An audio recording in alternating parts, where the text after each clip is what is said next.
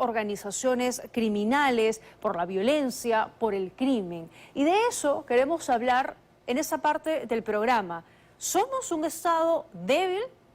¿Estamos camino a ser un Estado fallido? Por eso me he trasladado a esa parte del set, porque quiero compartir con ustedes algunas gráficas que hemos elaborado. Vamos a ir viendo punto por punto y analizándolo. Y para el análisis, por supuesto, me acompaña Enrique Castillo. ¿Cómo estás, Enrique? Bienvenido. Tatiana, buenas noches. ¿Cómo estás? Gracias a ti por acompañarnos. Vamos a ir comentando un poco, asociándolo también a la nota que acabamos de ver ahora mismo, y eso que nos recordaba Fiorella, ¿no? Lo que estamos viviendo hoy y cómo este fenómeno lo vivimos en alguna oportunidad con la época del terrorismo. La primera gráfica que vamos a compartir, la vamos a ir colocando, tiene que ver con el control territorial, y eso que nos hablaba el coronel yendo en la nota. Un Estado fallido es aquel donde se presenta una pérdida del monopolio de la fuerza y surge un control paralelo, frente a un Estado débil cuya presencia estatal es parcial y la corrupción es alta. Enrique, aquí tenemos en el país zonas tomadas por el narcotráfico, por la minería ilegal, donde el Estado tiene presencia mínima y son estas organizaciones criminales las que tienen el control y el dominio local. Efectivamente, o sea, tenemos zonas en las que la ausencia del Estado es notoria. Es notoria y además aprovechada precisamente por una serie de grupos que controlan determinadas actividades en determinadas circunscripciones, ¿no es cierto? Podríamos decir que, por ejemplo, Patás fue una zona donde la ausencia del Estado permitió el manejo y la autonomía, entre comillas, de los grupos paramilitares que defendían a quienes hacían la minería ilegal. Hoy, de alguna manera, eso ha ido teniendo un cierto control, porque esas definiciones de las que tú hablas, del Estado débil y del Estado fallido, no son definiciones concluyentes, son dinámicas. Entonces, hay momentos en los que los estados pueden tener debilidades y después fortalezas que les permiten recuperar justamente la autoridad. ¿Y hoy dónde estaríamos? Nosotros estamos en este momento todavía en camino, podríamos estar en camino a ir a un estado débil todavía, ¿no? En camino. En ciertas zonas. Hay zonas que efectivamente son controladas, incluso distritos de Lima, por ejemplo, donde la influencia de la delincuencia, del narcotráfico, del sicariato es muy fuerte. Y ellos marcan la dinámica local también. Exactamente. Y no solamente la dinámica, la economía, ¿no es cierto? La capacidad social y la movilidad social de las personas. Pero todavía existe, de alguna manera, el control del Estado. En Lima, por ejemplo, en esos distritos, existe todavía la capacidad de detener a las personas, o sea, de que el uso de la fuerza dé algún tipo de resultado todavía está por un funcionando. sector de la policía que es mayoritario, que de alguna manera cumple un deber. De acuerdo. Vamos con la siguiente, que tiene que ver con las instituciones. Fíjense, en un Estado fallido, las instituciones colapsaron y se presenta impunidad generalizada. En un Estado débil funcionan las instituciones de manera parcial, pero también se presenta alta corrupción. Aquí tenemos instituciones débiles, instituciones como el Poder Judicial, donde los procesos toman años y la gente no encuentra justicia, un Congreso altamente debilitado, donde priman intereses particulares, lo mismo con el gobierno. ¿Estamos todavía en esta etapa? Yo no diría que son instituciones débiles, diría que son instituciones problematizadas, que todavía ejercen un tipo de control, pero que de alguna manera el ingreso de la corrupción, el manejo o el desmanejo interno, las convierte en instituciones problemáticas por eso. No diría, por ejemplo, que el Congreso es débil, porque tenemos un Congreso que hace lo que quiere, que da las leyes que quiere. Lo que tenemos es un Congreso absolutamente desligado de las necesidades reales de la población. De acuerdo. Y que trabaja en función de sus intereses. Es cierto que eso, que es, digamos, manejo de los congresistas, porque el Congreso hay que proteger la institución del Congreso, permite, lamentablemente, justamente que podamos tener el debilitamiento institucional y, de alguna manera, en la percepción de la población, lo que hace que el Estado en su conjunto pueda ir teniendo esta tendencia a débil para atender los problemas. Y justamente una de las definiciones del Estado fallido, los Estados fallidos y los Estados débiles, es no poder proveer de servicios adecuados a la población. Hay servicios, y vamos a ver justamente la siguiente lámina que tiene que ver con los servicios públicos a los que te refieres. Hay servicios, pero servicios débiles. En un Estado fallido, como bien dices, incapacidad total del Estado de proveer servicios. Y aquí un Estado débil, servicios básicos, deficientes o desiguales. Aquí tenemos hospitales, sí, pero hospitales colapsados, que no tienen los recursos, que se inauguran, pero que no están implementados. Colegios, sí, pero sin agua potable, calaminas, infraestructura destruida. Y en este momento tomados también por los sicarios que tienen a veces que trasladarse a otro sitio porque los directores o los mismos estudiantes sufren el riesgo de las extorsiones. Exacto. Entonces tenemos instituciones, pero la brecha de calidad es todavía bastante importante. Hay mucha desigualdad en los servicios que presta el Estado. Pero son, digamos, brechas que de alguna manera están focalizadas en algunos lugares.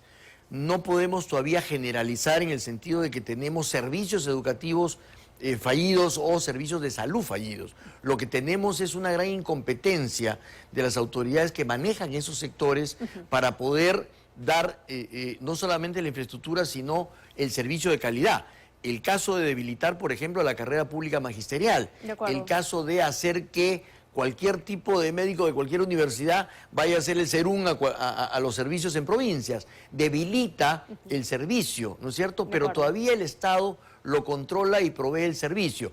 Pero sí débil en el sentido de que son en muchos casos deficientes. No generalizados, o sea, no se puede hablar como Estado débil, sino como servicios débiles en varias circunscripciones. Exacto, sobre todo en lo más elemental y fundamental que tendría que proveer el Estado: educación, salud, comunicaciones, seguridad. En fin, seguridad, por supuesto. Hablemos de la legitimidad de los políticos, ¿no? Nuestra representación. En un Estado fallido tenemos un gobierno ilegítimo y un gobierno que no tiene autoridad, frente a un Estado débil que presenta cierta legitimidad formal y desconfianza ciudadana. Aquí en el país tenemos legitimidad formal, tenemos un gobierno que ha sido elegido en elecciones democráticas, un Congreso que está constituido, que funciona, pero que la gente no siente que lo representa, ¿no? Hay mucha desconfianza en las autoridades. Pero ahí hay que diferenciar lo que es el Estado del gobierno. Ajá. ¿No es cierto? No tenemos un Estado débil, tenemos un gobierno débil. O sea, pero si lo ves desde el punto de vista institucional, efectivamente, si lo ves desde el punto de vista institucional, tenemos instituciones debilitadas, ¿no es cierto?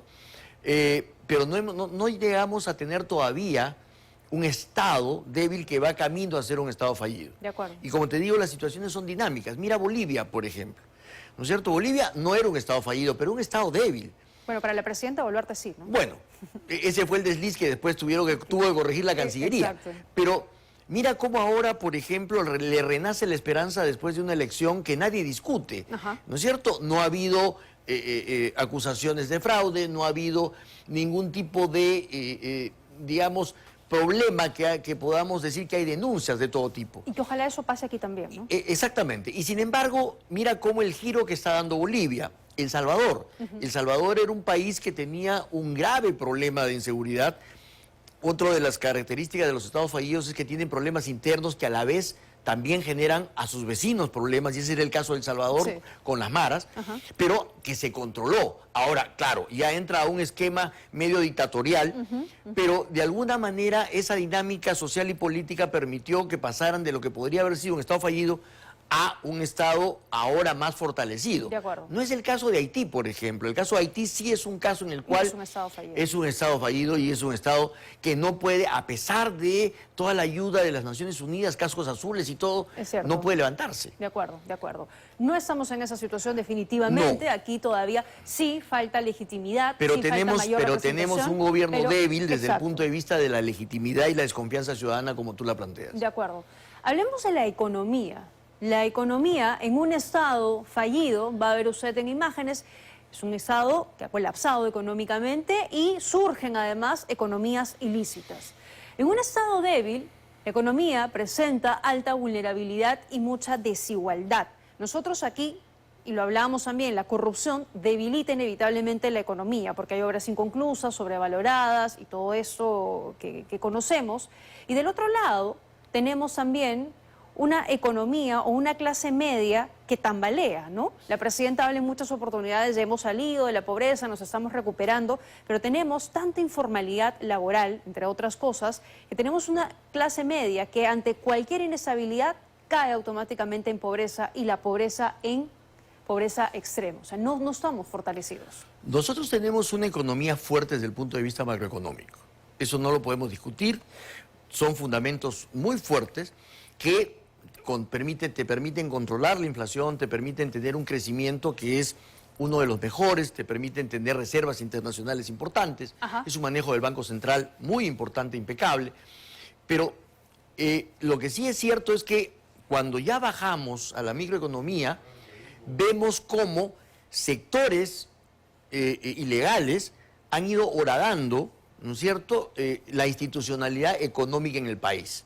Por otro lado, es también real que las políticas inadecuadas que se han seguido en los últimos años han llevado a que lo que se había ganado en lucha contra la pobreza, ahora se ha perdido y hemos vuelto a esquemas de hace muchos años. Exacto. Entonces, tenemos un Estado con una macroeconomía muy fuerte, sólida, con inversión importante, con crecimiento del empleo y crecimiento económico, tiene que apuntar a la formalidad. pero tenemos efectivamente riesgos a partir de lo que significa la microeconomía, todo lo que es las actividades ilegales y además también la informalidad. Exacto, y ese es el punto clave en el que tiene que trabajar el Estado. Muy bien, tenemos algunas características de Estado débil, hay que fortalecer para no llegar a eso, Enrique, pero quiero aprovechar también tu presencia para hablar de temas de actualidad y esto que ha decidido, ya vengo a la mesa contigo, esto que ha decidido el Tribunal Constitucional el día de hoy, suspender las investigaciones contra la presidenta Dina Boluarte, algunos sectores de acuerdo, otros sectores rechazan esta decisión, ¿cómo lo ves tú? Bueno, eso tiene dos dimensiones. La primera es la legal. Es una dimensión legal en la cual sí encontramos los desencuentros. Desencuentros entre quienes señalan que efectivamente se trata de una medida que permite preservar la institución de la presidencia de la República, pero otros que señalan que esto garantiza la impunidad. Exacto. Porque además, curiosamente, el Tribunal Constitucional ha convertido en sinónimo lo que significa la acusación con la investigación, ¿no es cierto? Entonces, cuando la Constitución es clarísima, es decir, no se puede acusar al presidente de la República, pero investigar sí. Pero ese era el punto en debate, ¿no? Ese era el punto en debate, punto que ha aclarado el efectivamente. TC Así es. finalmente. Pero sin embargo, como te digo, ahí hay una discrepancia legal. Hay algunos que con Castillo pensaban de que sí se podía investigar a la presidenta o al presidente y ahora dicen que está muy bien que se prohíbe investigar al Y presidente. eso justamente es lo que le pasó a Zoraida Ábalos, ¿no? Ella comienza a investigar al presidente Pedro Castillo, mandatario en funciones, luego suspende las investigaciones porque ella le da esa interpretación y eso le vale una inhabilitación en el Congreso de la República. Ahora, ese es el ámbito legal. Pero por bancadas que hoy están celebrando esa decisión. Así es. Como te digo, ese es el ámbito legal. Hay un ámbito político y de percepción de la ciudadanía que yo creo que es bastante más mayoritario en términos de lo que significa la opinión. Y es que efectivamente se está protegiendo la impunidad de la presidencia de la presidenta de la República. ¿Y esto por qué? No solamente porque la decisión le permite a la presidenta respirar hasta al día siguiente de su salida. Claro. Y en el camino, obviamente, como algunos dicen, se puede ir limpiando las pruebas, se puede ir acomodando las cosas. Sino porque además, si miras desde atrás, hay muchas medidas que se han ido dando que han ido librando a la presidenta de acusaciones. El Congreso de la República la ha librado de acusaciones constitucionales.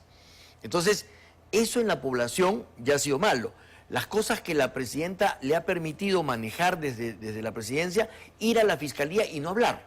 ¿No es cierto? Acogerse a su derecho al silencio. Sí. Entonces, una serie de medidas, o no ir a la fiscalía, postergar las cosas, una serie de medidas que para la gente esto termina siendo el colofón de lo que ha sido toda una actitud de la presidenta de la República de ir evadiendo la justicia y de tratar de librarse de una serie de acusaciones y medidas fiscales que ahora le permiten, como digo, respirar tranquilos. Ahora, el fallo del TC es bastante largo y la presidenta del TC se ha cuidado un poco de aclarar lo que decías, que este ha sido un debate extenso, basado en temas netamente jurídicos y que ha dejado de lado cualquier tipo de simpatía ideológica y lo que Bueno, sucede también ahí, se ha ¿no? dicho que han habido, pues, debates históricos, ¿no? Porque Exacto, esto es sí, desde que los 1800 y mencionan en el pico, fallo, sí. ¿no es cierto? Pero lo cierto es que, como digo, acá el gran debate y la gran situación es cómo es que conviertes en sinónimos acusación con investigación.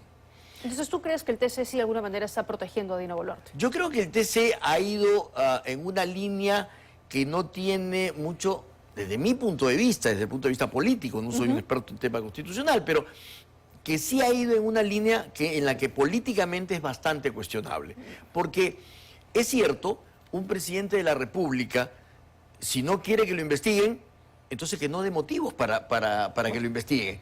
Que no esté sea mucho envuelto más en una serie de transparente. escándalos y que sea Exacto. todo transparente. Exacto. Ahora, la investigación periodística va a continuar, pero la investigación periodística de alguna manera tiene un límite a partir del cual, como digo, las instituciones del Estado, con esta presidenta o con cualquier presidente en adelante, van a poder manejar todo el escenario porque tienen el Van a control estar del más Estado. adelantados, ¿No es exactamente, cierto? Entonces pueden exactamente. limpiar las pruebas, pueden cambiar documentos, pueden mover todo y bajo el argumento de no me puedes investigar. De acuerdo, muy bien. Bueno, vamos a ver finalmente qué otras reacciones tendremos. Más adelante vamos a tener también un análisis legal sobre esta situación. Enrique, gracias por habernos Tatiana, acompañado. a Muy ti las gentil gracias. por haber Buenas estado noches. aquí. Nos vamos a